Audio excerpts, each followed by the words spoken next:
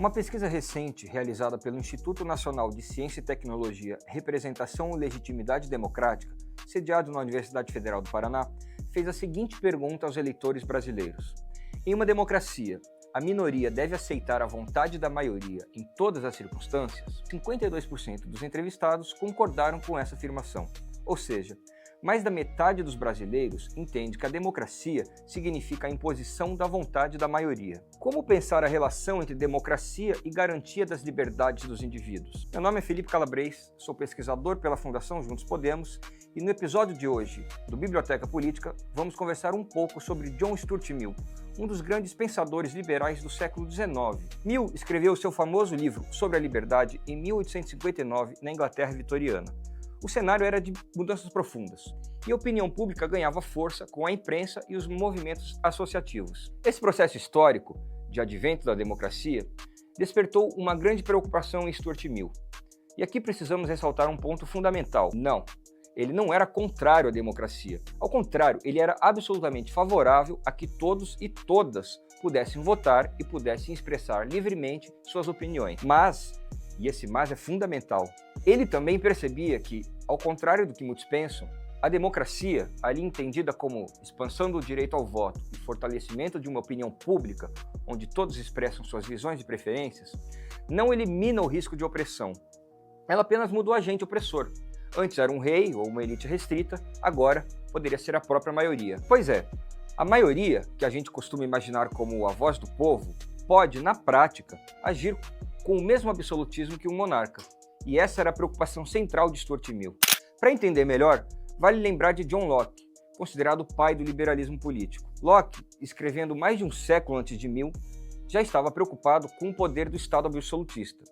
Para ele, a garantia da liberdade estava ligada à contenção do poder do Estado.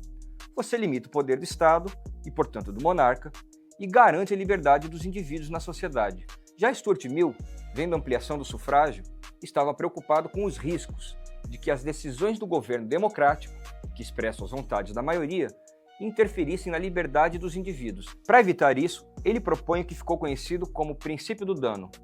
O raciocínio é simples. O único motivo legítimo para restringir a liberdade de alguém é impedir que essa pessoa cause dano a outra. Isso porque a liberdade de expressão é um valor central para o liberalismo de Mill. Agora, qual é exatamente o limite dessa liberdade de expressão em cada caso concreto? Como avaliar se ela causa de fato dano a outras pessoas? Bom, eu não tenho essa resposta, mas vocês percebem como estamos falando de problemas tão atuais? Quantas vezes você já viu uma pessoa ser silenciada ou cancelada, não porque tenha cometido um crime, mas simplesmente porque expressou uma opinião impopular? Para Mill, isso é um exemplo claro de tirania social, um poder que, em suas palavras, abre aspas, penetra profundamente nos detalhes da vida e escraviza a alma, fecha aspas. Mill diferencia então dois tipos de tirania da maioria. A tirania política, que é quando a maioria, via governo e leis, restringe formalmente liberdades individuais. Por exemplo, imagine se amanhã o Congresso Nacional, eleito pelo voto popular, decide votar uma lei contra o casamento de pessoas do mesmo sexo e consegue, pela maioria, aprová-la. Nesse caso, para Stuart Mill, temos um claro caso de tirania política. Essa decisão formalizada pelas instituições políticas fere claramente a liberdade dos indivíduos. Mas temos também um segundo tipo, que é a tirania social, quando a maioria, via pressão cultural e moral, molda comportamentos e pensamentos, sufocando a diversidade. Ele acreditava que, sem diversidade de pensamento e de modos de vida, a sociedade fica estagnada e perde a capacidade de progresso. Para proteger a liberdade, não basta limitar o Estado, é preciso também criar uma cultura política que valorize a individualidade e, por consequente, a pluralidade. As soluções que Mill propõe são práticas e conceituais ao mesmo tempo. Primeiro, reafirmar o princípio do dano como barreira objetiva contra interferências arbitrárias, ou simplesmente a ideia de que a minha liberdade termina quando começa a do outro. Segundo, garantir a liberdade de expressão como direito absoluto, porque a liberdade de errar, debater e até incomodar é essencial para corrigir equívocos. Terceiro, estimular pluralismo e experimentação, permitir que diferentes modos de vida coexistam, mesmo que a maioria desaprove.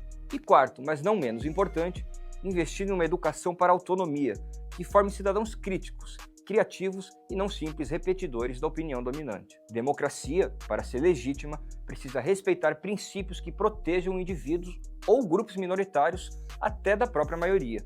Então, quando você ouvir que a maioria decide, como se isso resolvesse qualquer debate, vale lembrar a lição de Mill.